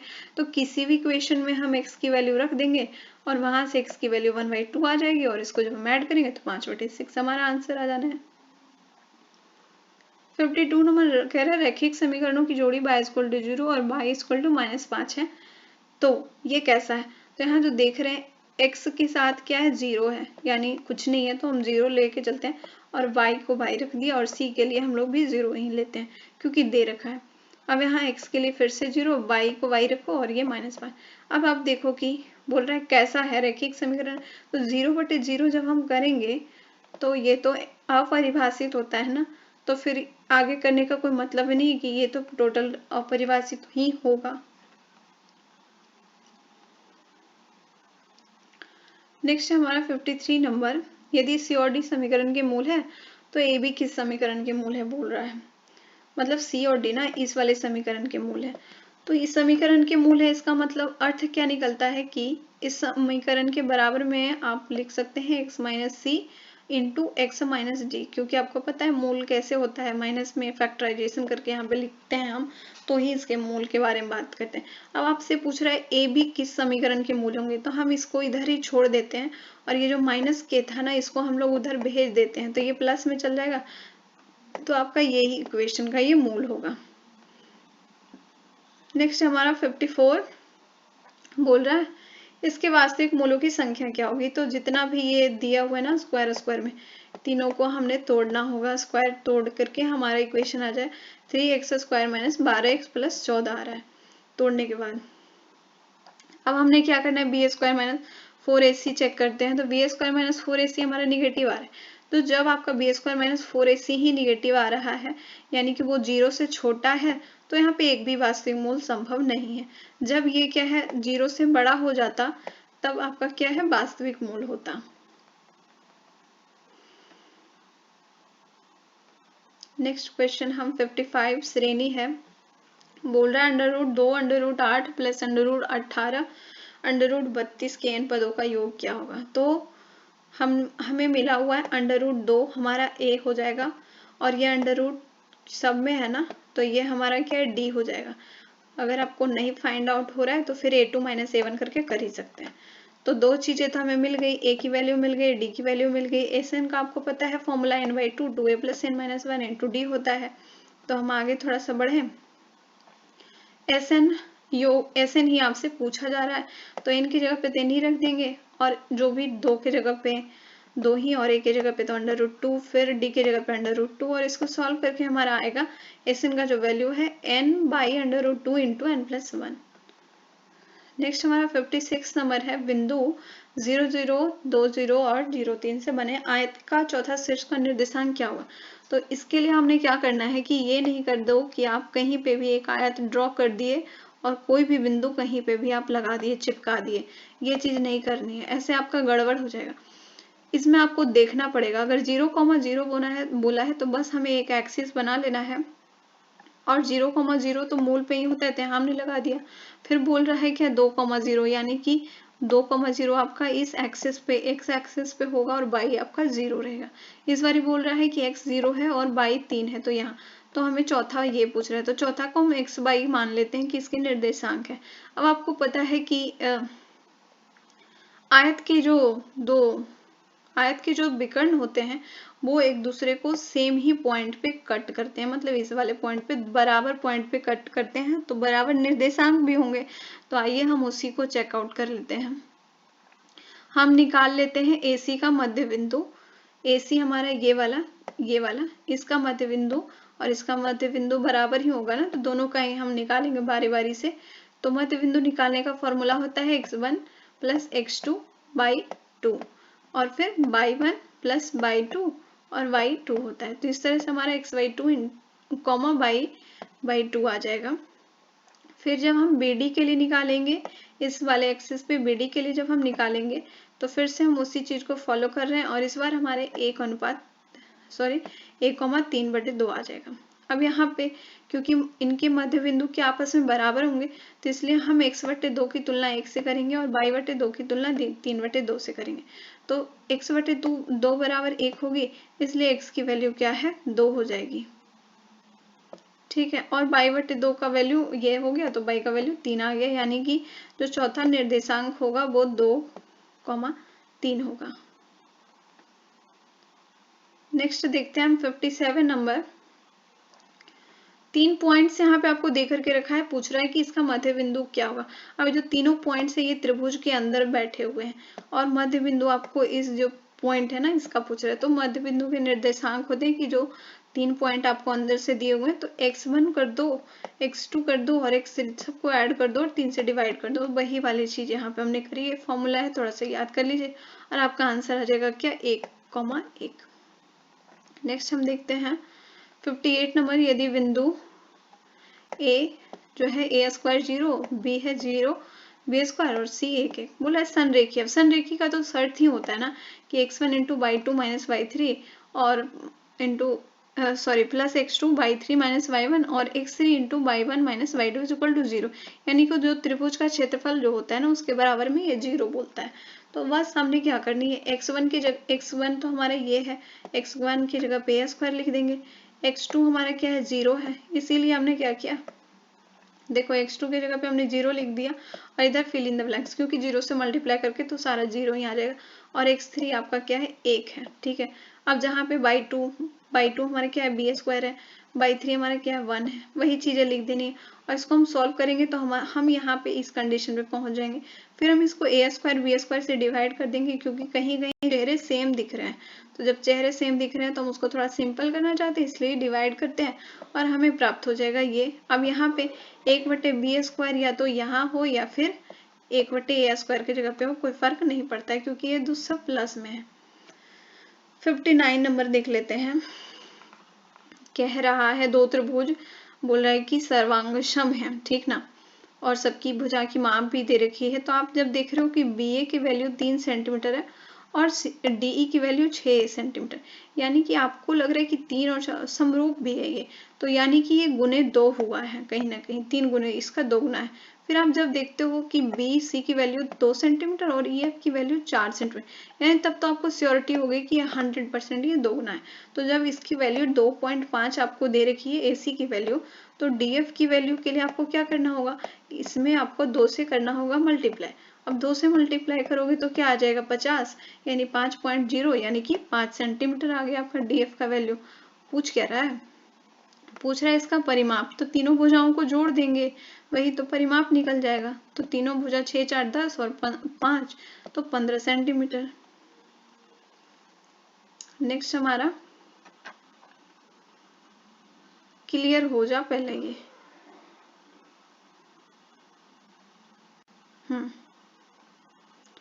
लग रहा है कुछ प्रॉब्लम हो रही है। ये 60 नंबर का हमारा क्वेश्चन तो आप देख ही रहे हो, ए सी बराबर 9 सेंटीमीटर दे रखा है, ए डी बराबर 3 सेंटीमीटर, बोल रहा है कि बी डी बराबर क्या होगा। तो आपको ये कंप्लीट वैल्यू 9 सेंटीमीटर मिला हुआ है और ये 3 सेंटीमीटर, यानी कि डी सी की जो वैल्यू होगी 9 माइनस 3, यानी कि ये हो जाएगी आपकी क्या 6 सेंटीमीटर। यहाँ पे हमने डी सी की वैल्यू निकाल लिया है। अब यहाँ पे आपको दो त्रिभुज बन रहे हैं और ये त्रिभुज क्या है, समरूप त्रिभुज हो रहे हैं, समरूप, ठीक ना, यानी कि इसका कोण जो है इसके कोण के बराबर होगा और यहाँ 90 डिग्री बन रहा है और यहाँ भी इसका 90 डिग्री, दोनों त्रिभुज में। तो यहाँ हमने वही चीजें रख ली है, कोण है कि समरूपता को ये करते हुए चलता है फॉलो। अब आइए यहाँ त्रिभुज जो हमारा निर्माण हो गया है इसको यहाँ पे रखते हैं खड़े करके। अब हमसे बी डी की वैल्यू पूछ रहा है ना, तो हम ए डी लेते हैं, एडी का परिमाप, एडी का माप हमें पता है इसलिए हम एडी को ले रहे हैं, एडी। तो फिर हमारा क्या बट्टे में आ जाएगा बीडी, एडी बीडी को बराबर करना होगा। फिर जब हम इसका बीडी लेंगे, इसका बीडी, तो हम इसका सीडी लेंगे, ठीक है। तो एडी की वैल्यू आपको पता है कितनी, 3 है, बीडी की वैल्यू नहीं पता, यही प्राप्त करनी है। सीडी की वैल्यू 6 है, बस बीडी स्क्वायर बराबर 18, यानी कि बीडी की वैल्यू 3√2, 18 का स्क्वायर करके हमारा आ गया 3√2। 61 नंबर है, पूछ रहा है कि कौन सा सत्य नहीं है। तो देखो कोण डी बराबर कोण क्यू बोला ना, तो कोण डी बराबर हम कोण क्यू, वैसे ही हम त्रिभुज बनाएंगे, ये नहीं कि पी क्यू आर बोल दिया बस आप भी धड़ल्ले से पी क्यू आर बना दिए। जो कोण बराबर बोल रहा है उसके सामने उसको पहले कंफर्म कर लेंगे। कोण आर बराबर कोण ई, यानी बोल रहा है, यानी कि कोण आर यहाँ पे है तो कोण ई हमारे यहाँ पे। अब बच गया कोण एफ और कोण पी, तो ये हो गए बराबर, तो कोण पी और एफ भी बराबर होगा आपका। आप पहला कंडीशन डी बटे पी क्यू बोल रहा है, डी हमारा ये है और बटे पी क्यू, तो ये तो सही कंडीशन नहीं है, ये बराबर नहीं है, ठीक ना। डी बराबर पी क्यू है नहीं, तो इसको हम क्यों पढ़ें। फिर चलो देखो ई एफ बटे पी आर बोल रहा है, ई एफ हमारा ये है, पी आर हमारा ये है, सही बात है। फिर बोल रहा है डी एफ बटे पी क्यू, डी एफ हमारा ये है और पी क्यू यानी कि ये भी सेम, इसके लिए दोनों कंडीशन इसका सही है। फिर तीसरा का भी आप देखोगे तो कंडीशन सही होगा, बस आपका ये जो कंडीशन है ना, ऑप्शन नंबर ए का कंडीशन सही नहीं है, तो यही आपसे पूछ रहा था कि कौन सही नहीं है। 62 नंबर हमारा, यदि पी और पीबी केंद्र ओ वाले वृत्त की दो स्पर्श रेखाएं जैसे कि कोण ए भी 110 डिग्री, तो कोण ए पीबी क्या होगा। तो आपको पता है वृत्त की स्पर्श रेखाएं जब वृत्त को टच करती है तो जो कोण बनाती है उसका स्वरूप कुछ इस ढंग से होता है कि जो सामने वाला जो कोण होता है, जो कि केंद्र पे जो कोण बनता है स्पर्श रेखाओं के साथ, जैसे कि ये हमारा 110 डिग्री का बन रहा है, ये कोण जो है आपको 180 degree minus A P B होता है। सामने वाली कोण जहां से स्पर्श रेखाएं शुरू हुई थी उससे ये उसका ये अंतर होता है 180 डिग्री माइनस सामने वाले कोण का अंतर। तो आपको पता ही 110 डिग्री इसकी वैल्यू दे रखी है, हमने बस वैल्यू रखना है और इस तरह से ये जो कोण P है इसकी वैल्यू हमें फाइंड आउट हो जाएगी कितनी, 70 डिग्री। नेक्स्ट क्वेश्चन, और रुक जाओ,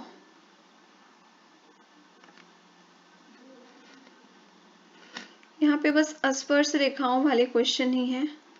आई थिंक से मैंने कुछ ज़्यादा ही रिकॉर्डिंग्स कर ली हैं, तो ये जो सिस्टम है हमारा थोड़ा सा इसको उल्टी आ रही है।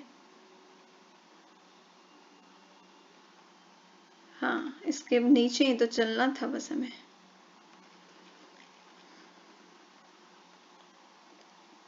चलिए 63 आपको मैं बताऊं, इसके पहले भी मैं एक रिकॉर्डिंग कर चुकी हूँ, उसमें क्या प्रॉब्लम होगी क्या बताऊं, केवल कुछ रिकॉर्ड ही नहीं हुआ मेरा, बस वॉइस रिकॉर्ड हुआ, इसलिए मैं फिर से आज ही कर रही हूँ फिर से रिकॉर्ड। चलो देखो 63 नंबर, किसी बाहरी बिंदु ए से स्पर्श रेखा एपी की लंबाई बोल रहा है 24 सेंटीमीटर और इसकी दूरी 25 सेंटीमीटर है। चलिए ठीक है, हम आगे यहाँ पे ड्रॉ कर लेंगे, एक सर्कल पहले ड्रॉ करते हैं स्पर्श रेखा। अब बोल रहा है कि इसकी एपी की लंबाई कितनी है, 24 सेंटीमीटर, तो हमने इधर ड्रॉ कर लिया कि इसकी लंबाई 24 सेंटीमीटर है। ठीक है, अब ये बोल रहा है वृत्त के केंद्र ओ से बिंदु ए की दूरी। अब यहाँ पे क्या प्रॉब्लम कर दी मैंने, यहाँ पे ये ए होना था,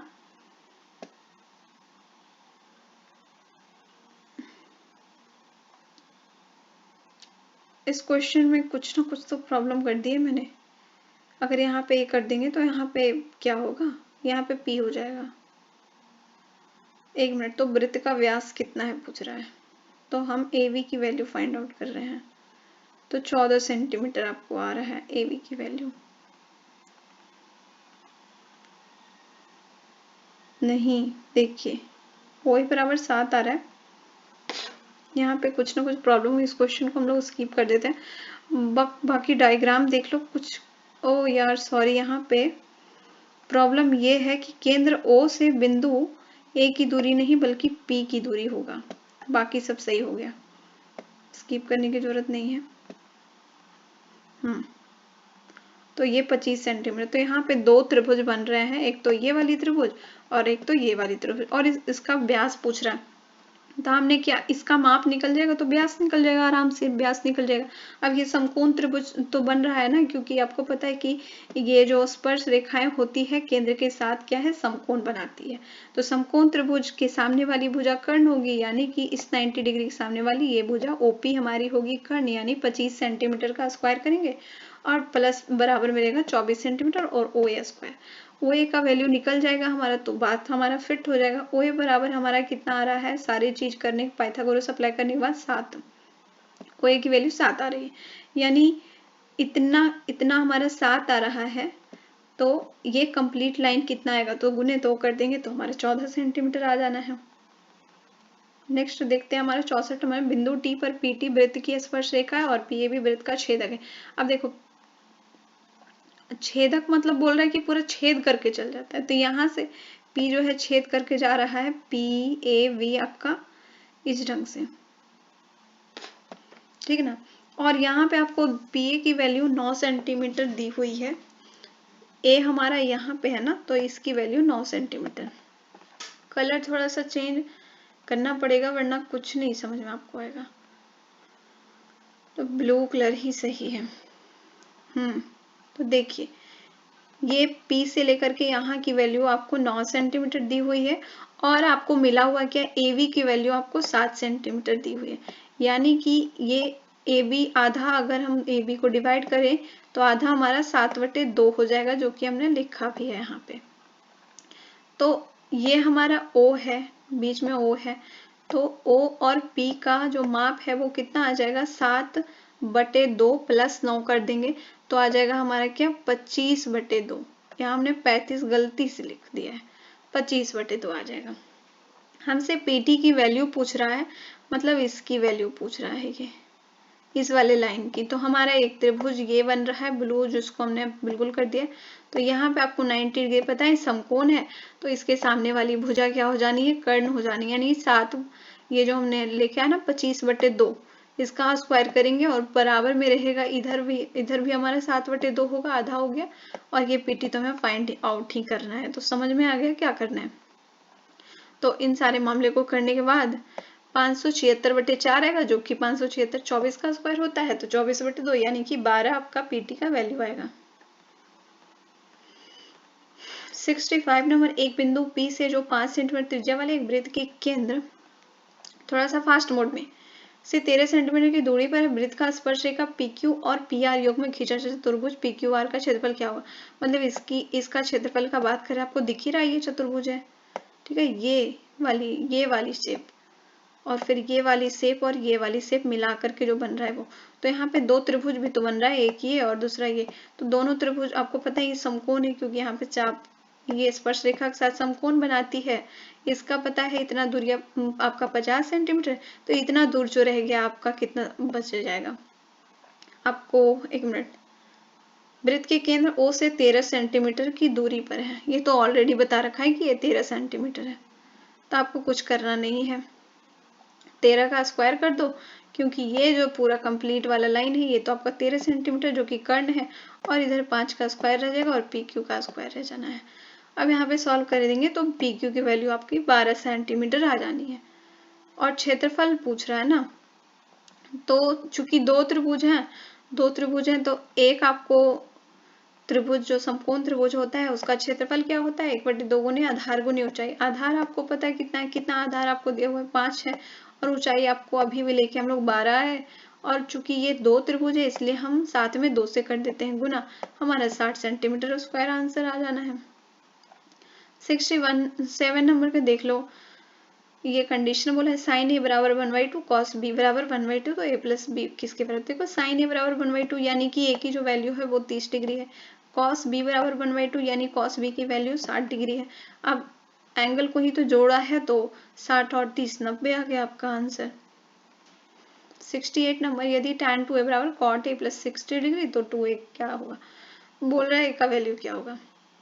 तो हमारा ये इक्वेशन जो कि इसने दे रखा है, और दूसरा इक्वेशन हम अभी बता रहे हैं। अब देखिए दूसरी चीज क्या होती है कि tan x बराबर क्या होता है, cot 90 डिग्री माइनस x होता है। अब x की जगह पे 2a रहे, z रहे, y रहे, कुछ भी रहे, हमें कोई फर्क नहीं पड़ता।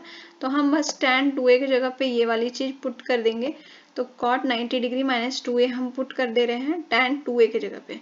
और इक्वेशन में इसके बराबर में पहले ही cot a प्लस 60 डिग्री दे रखा है।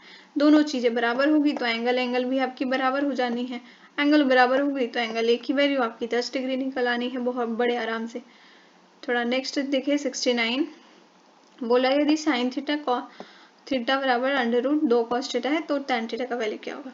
तो हमने बस इस दोनों तरफ cos थीटा से डिवाइड कर देना है, तो जिससे cos थीटा जाना है कट, और sin थीटा cos थीटा बराबर tan थीटा होता है, तो tan थीटा की वैल्यू आ जाएगी यार √2 - 1, क्योंकि ये उधर जाके माइनस हो जाना है। 70 नंबर क्वेश्चन है आपका, cos square theta plus 1 plus cot square theta का वैल्यू क्या होगा। आपको एक चीज तो पता है कि कॉट स्क्वायर थीटा के लिए हम लिखते हैं हम लोग क्या, कॉस स्क्वायर थीटा बटे साइन स्क्वायर थीटा। वही चीज हम यहाँ पे लिख देते हैं और इसको थोड़ा सा सॉल्व करते हैं। और आपको पता है sine square theta plus cos square theta की वैल्यू क्या होती है, 1 होती है। तो इसके बराबर में हम 1 पुट करते हैं। जब 1 पुट करा तो ये फिर से दूसरा इक्वेशन हमारा बन गया, जो भी 1 लेके खड़ा है तो इसके लिए भी हम 1 पुट कर देंगे। तो हमारा आंसर क्या हो जाना है, 1 हो जाना है इसका आंसर।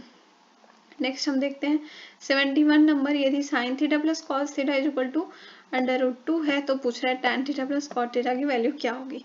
अब देखो √2 कब आती है, जब थीटा की वैल्यू 40 डिग्री होती है। नहीं तो देख लो, देखो साइन 45 डिग्री की वैल्यू 1/√2, कॉस 45 डिग्री की वैल्यू 1/√2 और इसको सॉल्व करते हैं हम तो √2 हमारा आ गया, यानी कि थीटा की वैल्यू 45 डिग्री है। अब आपको पता है tan 45 डिग्री की वैल्यू 1 होती है, कॉट 45 की डिग्री, तो ये आंसर हमारा क्या आ जाएगा, 2 आ जाना है। नेक्स्ट है 72 नंबर, यदि cos square 20 degree plus cos square 70 degree बटे 2 साइन स्क्वायर, ये वाली चीज है, कुछ दे रखा है बराबर में 2 बटे के।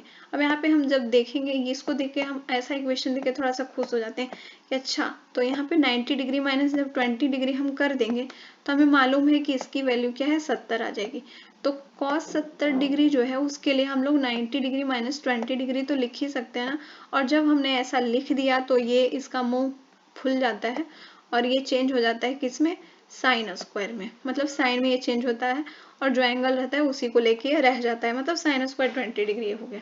अब सेम चीजें हम नीचे के लिए भी करेंगे और इस चीज को करते हुए यहाँ पे sine square 90 degree minus 59 degree हमने कर दिया है और इसकी वैल्यू 31 डिग्री आ जाएगी। तो इसका भी मुंह चेंज हो जाता है, या कॉस में चेंज हो जाता है। अब सबके मुंह एक जैसे हो गए तो कॉस स्क्वायर और साइन स्क्वायर थीटा जो होता है उसका तो वैल्यू 1 ही होता है, तो इसके बराबर में 1 आपका हो जाना है वैल्यू। इसका वैल्यू 1 हो जाना है तो वहाँ 1 लिख दिया है और इतने का वैल्यू फिर से 1 हो गया, तो लेकिन बगल में आपको 2 बचा हुआ है ना, तो यहाँ पे 2 यहाँ पे लिख दिया उसको और बराबर में 2 के, तो k की वैल्यू 4 आ गई आपकी इस तरीके से। 73, एक वृत्त की त्रिज्या जिसकी परिधि 36 सेंटीमीटर व्यास वाले वृत्तों की परिधियों के योग के बराबर है। बोल रहा है एक बड़ा वाला जो वृत्त बन रहा है ना, एक बड़ा वाला जो वृत्त बन रहा है उसका मतलब ये जो परिधि है दो छोटे वृत्त की परिधि के योग के बराबर में है। तो हमने कुछ करना नहीं है, दोनों के हमें पता है कि परिधि का फॉर्मूला क्या होता है। बड़े वाले वृत्त की त्रिज्या हम x ले लेते हैं, छोटे वाले जो एक वृत्त है उसका r, और फिर एक वृत्त का त्रिज्या r ले लेते हैं हम लोग। तो फिर यहाँ पे 2 पाई तो सबको कट ही जाना है, तो यहाँ पे कट के हमारा x की वैल्यू 28 सेंटीमीटर आ गई और यही तो आपसे पूछ रहा था ना। चलिए नेक्स्ट 74 है, यदि 48 वर्ग सेंटीमीटर कुल वाले एक गोलार्ध समद्विभाजित किया जाता है, यानी कि एक गोला है उसको आधा काट दिया गया है, तो पूछ रहा है गोलार्ध का कुल पृष्ठ क्षेत्रफल क्या होगा। कुल पृष्ठ क्षेत्रफल के लिए हमने क्या करना होता है कि एक तो इतना का क्षेत्रफल हो जाता है आपका 2πr² और इसके ऊपर जो वृत्त लगा हुआ है उसका भी क्षेत्रफल हमें चाहिए। तो कुल पृष्ठ क्षेत्रफल का ये होता है आपका फॉर्मूला और यही आपसे पूछ रहा है। और आपको यहाँ पे एक गोले का जो बड़ा वाला गोला था उसका क्षेत्रफल दिया हुआ है, यानी कि πr² की वैल्यू आपकी 12 है, हमें निकालनी है 3πr² की वैल्यू, यानी 12 गुने 3 कर देंगे तो हमारा आ जाएगा 36 सेंटीमीटर स्क्वायर। नेक्स्ट क्वेश्चन हमारा एक ऐसा शेप बन रहा है जो लंबवृत्तीय शंकु के शेप का है। इसका आपको ऊंचाई h दे रखा है, इसका ऊंचाई आपको h बड़ा वाला h हम अपने मन से ले रखे हैं। बोला है कि इसका जो आयतन होता है ना, तो इसका आयतन क्या होगा, शंकु का आयतन प्लस बेलन का आयतन। बोल रहा है कि शंकु के 3 गुने के बराबर होता है, तो हमने बस वही चीजें पुट कर देनी है। शंकु का आयतन का फॉर्मूला होता है क्या, 1/3 गुने πr² h और बेलन का πr² h होता है। तो उसी चीज को करके हमारा यहाँ पे 2h/3 आ जाना है, बड़े वाले जो बेलन है ना उसकी ऊंचाई। नेक्स्ट क्वेश्चन हमारा n प्राकृतिक संख्याओं का माध्य आपको 15 है, यानी 1 से शुरुआत हो रही है आपकी, तो 1 आपका a के लिए 1 हो जाएगा और d आपका 1 हो रहा है। अरिथमेटिक प्रोग्रेशन यानी एपी का ये क्वेश्चन बन जाता है आपका। जब इसका आपको माध्य 15 दे रखा है, मतलब n आपको रखना पड़ेगा, n संख्या इसलिए, तो यानी कि इसका योग आपको 15n प्राप्त हो रहा है। अब एस एन का जो फॉर्मूला है हम बस उसी पे अप्लाई करने वाले हैं, तो उस पर हम जब अप्लाई कर देंगे तो यहाँ पे आपको n की जो वैल्यू है कितनी 29 निकल के आ जानी है। नेक्स्ट है 77 नंबर, यदि किसी आंकड़ों का बहुलक बहुलकों का अंतर, यानी कि हम जानते हैं कि ये वाला हमारा फॉर्मूला होता है 3 माध्यिका माइनस 2 माध्य बहुलक बराबर। तो हम क्या करें, 3 माध्यिका को लिख सकते हैं माध्यिका प्लस 2 माध्य। अब क्यों लिखा, क्योंकि हम माध्यिका को इस तरफ भेजना चाहते हैं और बहुलक माइनस माध्यिका जो दिया हुआ है हमारा कितना 24 दिया हुआ है, हमें निकालना है माध्यिका माइनस माध्य। तो 2 कॉमन आ गया तो माध्यिका माइनस माध्य आपका बच ही रहा है, तो इस तरह से आपका 12 आ जाएगा आंसर। नेक्स्ट है हमारा 78 नंबर, यदि कोई चर असंतत मान है तो यहाँ पे हम क्या करेंगे, माध्यिका आपसे पूछ रहा है ना, तो घटते क्रम में इसको सजा लेंगे। तो सबसे बड़ा x प्लस 5 होगा, क्योंकि ये पॉजिटिव में है ना, x के साथ ये जुड़ रहा है। तो सबसे बड़ा को लिखा, फिर उसके बाद फिर उसके बाद फिर उसके बाद लिखते चले। फिर यहाँ माध्यिका के लिए सम संख्या जब होती है तो क्या करते हैं, ये जो सम संख्या होती है उसको 2 से डिवाइड करते हैं और उस वाले पद को और उससे एक आगे वाले पद को हम लोग लेते हैं और 2 से डिवाइड करते हैं। तो हमारा n टोटल यहाँ पे 8 है, टोटल 8 संख्याएं दी हुई, तो 4 चौथा पद और पांचवा पद, तो पहला दूसरा तीसरा, मतलब चौथा पद हमारा x माइनस 1/2, पांचवा पद x माइनस 2 होगा। इसको हम लोग ऐड करेंगे और फिर इसको डिवाइड कर देंगे, किससे, 2 से डिवाइड कर देंगे। यही आपका आंसर हो जाएगा। इसको सॉल्व करने पे x माइनस 5/4 आता है। नेक्स्ट हमारा, यदि राधा ने अल्पावधि जमा, तो यहाँ पे देखिए आपको क्वेश्चन नहीं पढ़ रही हूँ, 365 दिन बराबर 1 साल होते हैं, तो एक दिन बराबर 1/365 होता है। तो 73 दिन के लिए आपको 1/5 वर्ष यूज कर सकते हैं n का। अब रेट आपको 7.1/2 है, यानी कि 15/2% है। तो यहाँ पे हमने सारी चीजें रख देनी है और आपको आंसर आ जाना है 12 रुपये। 80 नंबर का देख लेते हैं, किसी धनराशि पर 2 वर्षों के लिए साधारण ब्याज 660 रुपये है। तो बोल रहा है ये सारी चीजें यहाँ पे दी हुई है। यहाँ पे देखिए साधारण ब्याज आपको बोल रहा है कि 660 रुपये, यानी पी गुने आर गुने टी जो है वो 660 है, यानी कि पी बराबर क्या है 66 गुने 10 का क्यूब बटे आर। अब यहाँ पे ब्याज दर आपसे रेट पूछ रहा है ना, तो यहाँ पे एक चीज हमने तो करनी है कि चक्रवृद्धि ब्याज आपको दी हुई, यानी कि हमें क्या करना है, मिश्रधन में से आप हमें मूलधन घटाना। मिश्रधन का ये फॉर्मूला होता है, मूलधन हमारा पी है और घट के आ जाना है क्या 696.30 आ जाना है। अब हमने बस इसे सॉल्व करना है, जो स्क्वायर है उस स्क्वायर को हम तोड़ देंगे, यानी 1 + r/100 का हमें स्क्वायर कर देना है और p को हमने कॉमन ले लिया। बस इसे सॉल्व करने पे आपका इजी सा आंसर आ ही जाना है। और यहाँ जो हमने p की वैल्यू हमें जो प्राप्त हुई है ना, इसको हम जस्ट यहाँ रख देने वाले। अब देखिए यहाँ इस ये बाउंड्री है, यहाँ सॉल्व करने के बाद आपको इस तरफ आ जाने हैं, ठीक है। r से r हमारा क्या है, कट जाना है और इसको 211 बार में 66 भी इसको 211 बार में काट रहा है। तो इस तरीके से सॉल्व करके हमारा r का वैल्यू 11 आ जाएगा, यानी कि ब्याज दर कितनी है 11% है। चाहो तो इसका स्क्रीनशॉट, ये लास्ट क्वेश्चन हमारा, क्योंकि क्वेश्चन में शायद गड़बड़ हो गई थी, बीजक के क्रमिक बट्टों में तुल्य बटा गया था। तो इसके लिए हमें क्या है 100 गुने करना होगा।